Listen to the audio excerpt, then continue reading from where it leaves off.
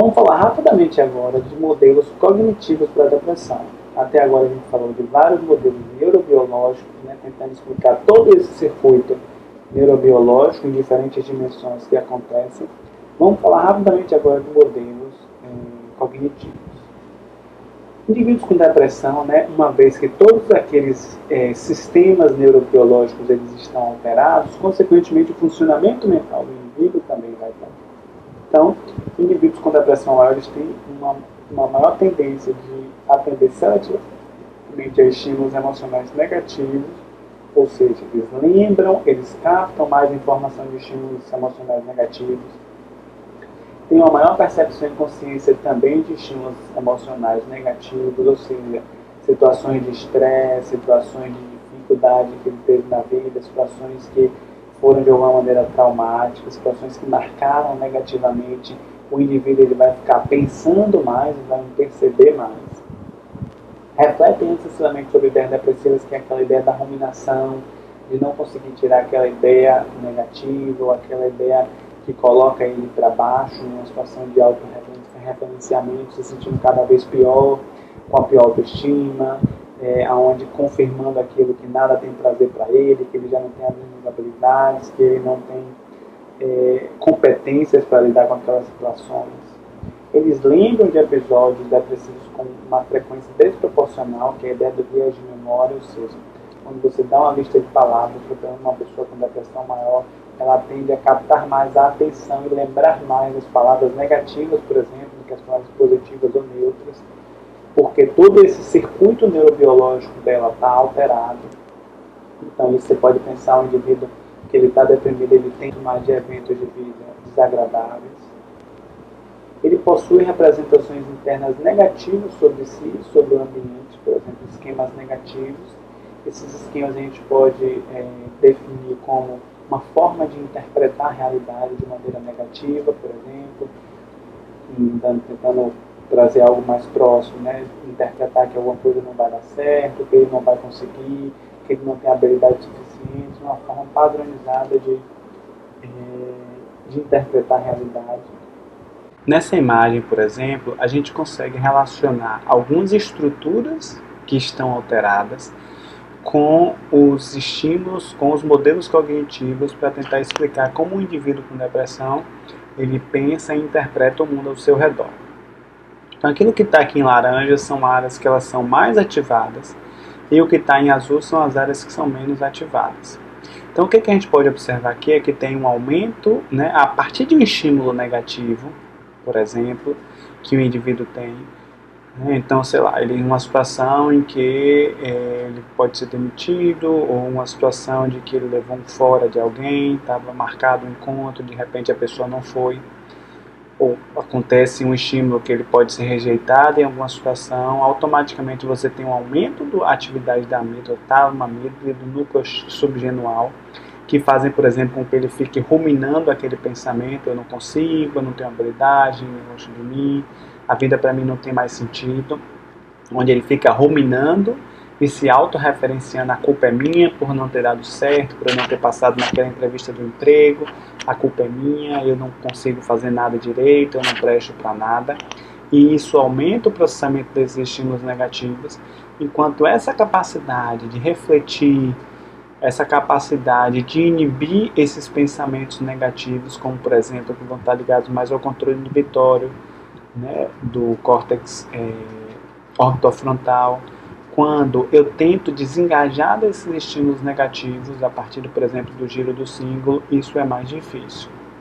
E isso acontece muito porque o indivíduo ele vai ter um menor controle cognitivo e a menor ativação dessas áreas pré-frontais. Com isso, tem uma maior consciência dos estímulos negativos por conta dessas áreas aqui que elas estão mais ativadas. Lembrando a amígdala ligada ao medo, à ansiedade. Então, o que acontece diante disso daqui? O indivíduo, ao ver um estímulo negativo, um estímulo positivo e um negativo, ele tem uma dificuldade de se desengajar desse estímulo negativo.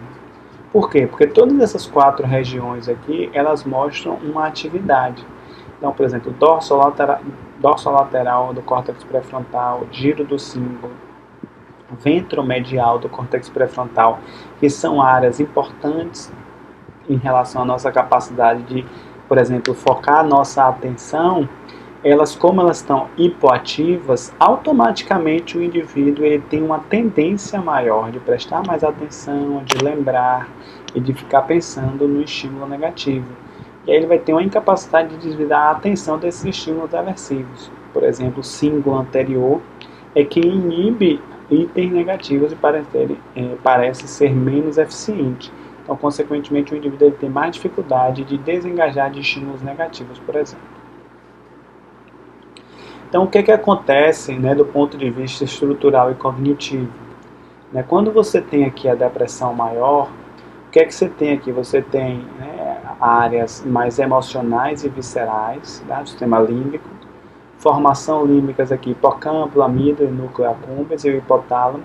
E essas ligações, essas estruturas, elas têm muitas ligações com o córtex pré-frontal, que está ligado a essa capacidade de refletir, de tomar decisões, de fazer escolhas. Na depressão maior, existe uma diminuição dessa conexão entre essas duas áreas. Com isso, o indivíduo ele vai ter uma menor capacidade de se autorregular o próprio comportamento, ou seja, passou por uma situação difícil, tem dificuldade de regular, de conseguir alcançar esperanças novamente, pensar de uma maneira que ou planejar coisas que possam me fazer sair daquela situação difícil, né, que faz com que a pessoa vivencie situações aversivas mais intensamente. O transtorno depressivo maior afeta essa conectividade dinâmica entre essas estruturas e, consequentemente, nessa regulação do humor. E aí, consequentemente, o indivíduo vai ter essa menor capacidade de autorregulação, que faz com que ele se mantenha cada vez mais no episódio depressivo. Então, essa imagem aqui é uma imagem famosa, eu acho que ela tenta resumir um pouco sobre esse modelo cognitivo, sobre muita coisa que a gente tem falado aqui até agora. Então, a gente tem basicamente uma vulnerabilidade genética de personalidade, né? Vulnerabilidade genética, a gente já viu que é aquela que a gente traz, né, nos nossos genes. E a de personalidade, a gente pode pensar na nossa história de vida, nossos padrões de comportamento. E aí, em determinados eventos, isso podem produzir esquemas de ativação. Esquemas são formas padronizadas de interpretar a realidade. Então, por exemplo, o indivíduo que ele tem uma depressão maior, ele tem um viés na atenção, lembrando, por exemplo, diminuição do córtex pré-frontal, ativação do córtex pré-frontal. Ele vai prestar mais atenção em eventos negativos da vida. Ele tem um viés na memória, ou seja, ele vai, além de prestar mais atenção, automaticamente eu vou lembrar mais. E isso está ligado, então, a esse viés no processamento de informações. Ou seja, eu vou lembrar, vou prestar mais atenção nas informações negativas, não vou conseguir desengajar de certos pensamentos de incapacidade, de inutilidade, de autocobrança e autocentramento. E aí, consequentemente, ao esse esquema todo aqui estar funcionando para que eu pense, né, como uma pessoa que apresenta depressão, eu vou apresentar sintomas de depressão. Então, vou apresentar sintomas comportamentais, afetivos, somáticos, como a gente falou, por exemplo, alteração no sono, apetite, desmotivação, dificuldade de controle cognitivo, de planejamento, o que faz com que retroalimente esses esquemas de ativação, só reforçando cada vez mais o quanto eu me acho incapaz, o quanto eu acho que eu não vou conseguir, o quanto eu acho que a vida para mim não tem mais sentido, o que vai fazendo com que esse sistema ele vá sempre se retroalimentando. Por isso a importância de pensar em tratamentos. Vamos já finalizando a aula aqui alguns tipos de tratamento comum para casos de depressão. O principal objetivo do tratamento, então, é a remissão completa da depressão, uma vez que a gente já viu que vários sistemas estão alterados em diferentes níveis. Consequentemente, também a gente pode pensar em intervenções em diferentes níveis, tá? Para que o indivíduo ele tenha uma recuperação funcional, né, e desenvolva resiliência para enfrentar situações de vida como difíceis, como muitos de nós vamos ter. Então, algumas medidas mais gerais, por exemplo, reduzir ou interromper outros medicamentos, né, que o indivíduo possa estar tomando, que diminua o humor, que altera o humor, isso vai ser discutido com o psiquiatra. Instale o higiene do sono, que é uma regularidade do sono, do horário de dormir, uma preparação para dormir, né, resolva o uso indevido de substâncias, se for o caso, uso abusivo de substâncias como álcool, outros tipos de droga. É importante que esteja retirando ou fazendo algum tipo de manejo nesse sentido. Implementar mudanças no estilo de vida, por exemplo, parar de fumar, adotar exercícios físicos, uma dieta mais saudável, porque isso impacta diretamente no nosso funcionamento do cérebro também. Uma boa dieta, em algumas aulas eu falo um pouco sobre isso também, a importância da dieta no funcionamento do nosso cérebro. Em aspectos mais genéricos de intervenção psicossocial, a gente pode pensar em psicoeducação, sobre o que é a depressão. Muitas vezes os parentes, famílias ou amigos vão achar o indivíduo ele tem depressão porque ele quer, ele não muda porque ele não tem vontade, né? A depressão é uma condição grave, é uma condição que precisa de um tratamento, o indivíduo ele precisa de uma ajuda. Intervenções de baixa intensidade, né?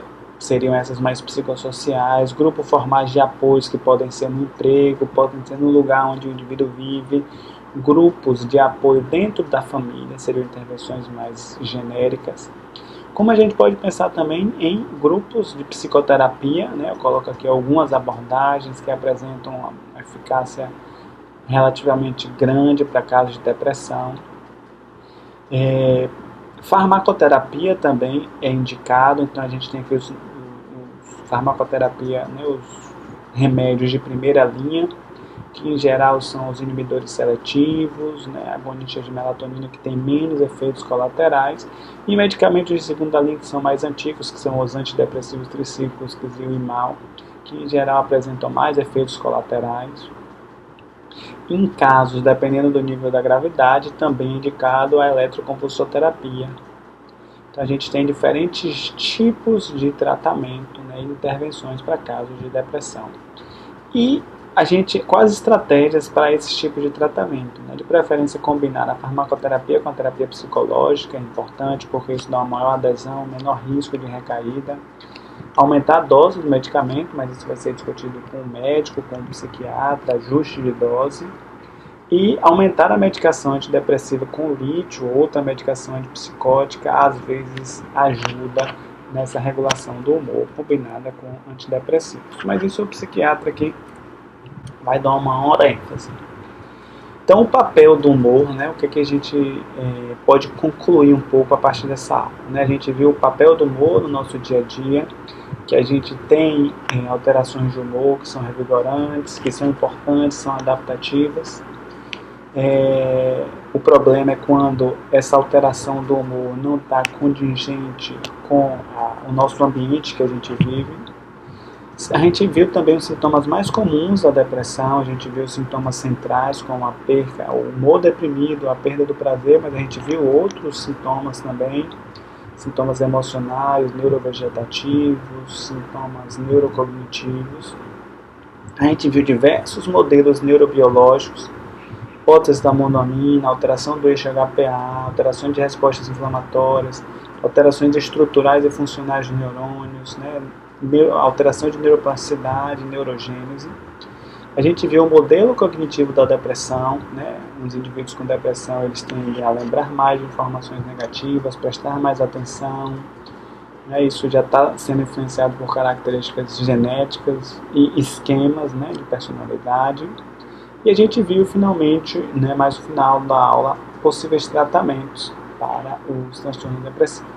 Espero que vocês tenham gostado, comentem, compartilhem e até uma próxima.